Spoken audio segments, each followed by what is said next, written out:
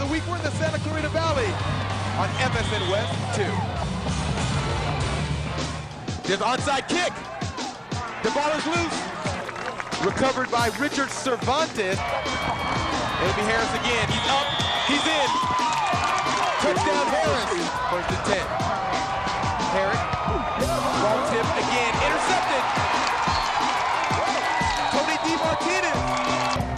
Herrick will throw again. A slant. Broken up by Kerry Harris. One of the best in the country. Herrick will throw. Pressure. And he goes down. Forback. He has enough leg. Wow. Wow. And it's straight. Are you sure this isn't the University of Notre Dame? 48-yard field goal, and there was plenty left. Oh my goodness. And they've come from distance. 39, 40, 48, 52. And that's going to do it from Valencia. With a final score, Notre Dame 33, Valencia 3.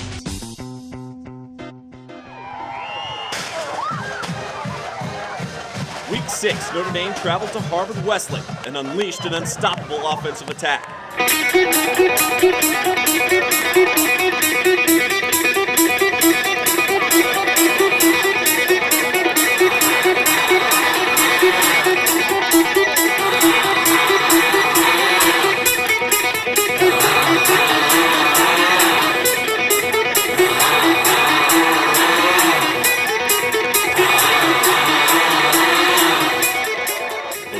Had little fight, and they were no match for the high-octane Knights.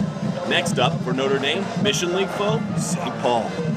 Tonight on the high school Spotlight Scoreboard, it's a rematch of last year's Mission League shocker. Can Notre Dame get revenge and keep their hopes for an undefeated season alive? Highlights and interviews from Sherman Oaks coming up. The undefeated Knights of Notre Dame hosting the 4-2 swordsmen of St. Paul.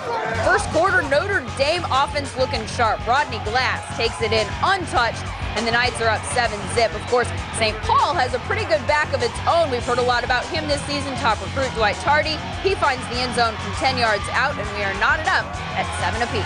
Yeah, but in the second quarter, the Knights of Notre Dame start to pull away. Derek Green, you've seen him pass this year. You've seen him work the option. This time on the quarterback draw, he's going to explode up the middle for 57 yards. All the way to the end zone, reach for pay dirt. The Knights are up 24-7 at this point in time. Third quarter, Dwight Tardy had the big stats, but now all of a sudden the defense steps up. Mike DiVincenzo wraps up Tardy in the backfield for a loss. And then it's super sophomore defensive back Shane Horton getting into the action, taking this one up. Could he go all the way? He's got nothing but green in front of him, but he cuts it back and is brought down at the 1-yard line, and this one puts the game away. Kerry Harris punches this one in for the Knights. Last year came down to a kick. This year, not so much. Notre Dame wins big 43-14. Our Christian Steckel on hand afterwards with reaction. You know it's going to be a big game this week. They're a real good team, especially with Tardy. We know if we just come out here and play hard, and you know the defense and offensive line was going to win the ball game for us. Our backs did amazing today. Everyone rose to the occasion. Our line, it all started there. Great big holes, awesome protection. Receivers rose to the occasion, and we were fortunate to get out to it and come out with the win. They just battered us. There was no questions about it. They knocked us from one end of the field to the other end of the field. It was one of the most embarrassing defeats I think we've ever gone through. Well, it's the 1-2-3 punch for Notre Dame. Garrett Green, Kerry Harris, and of course Rodney Glass getting it done. Talk about the explosiveness. I mean, this is the fastest backfield that Kevin Rooney's had in his 25 years as coach at Notre Dame, and just have amazing speed. They finished 5th in the state in the 400-meter relay, those 3 guys helping it out, and it makes such a difference in the football game to have that kind of speed. Kai Forbath, an incredible kicker here at Notre Dame, a definite D1 prospect. He had 8 touchbacks tonight for no return, and he had 2 more field goals, giving him 14 for 14 on the season. He's having an amazing year. Talk about head coach Kevin Rooney. I mean, this program, he's gotten it to a point where this thing just rolling. They look tough to beat. Well, at this point in the season, I don't think anybody's going to beat them in Division III.